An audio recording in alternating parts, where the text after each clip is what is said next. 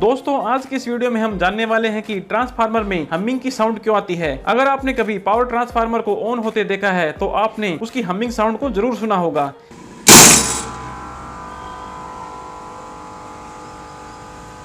ये humming sound transformer की core से आती है। आपको पता ही होगा कि ट्रांसफार्मर की कोर पतली पतली पत्तियों को इंसुलेटेड करके उन्हें आपस में चिपकाया जाता है, लेकिन इन पतली पतली पत्तियों के बीच में कुछ न कुछ एयर गैप रह जाता है, जिससे कि जब कोर में मैग्नेटिक फ्लक्स बनता है तो कोर में से हमिंग की साउंड आती है।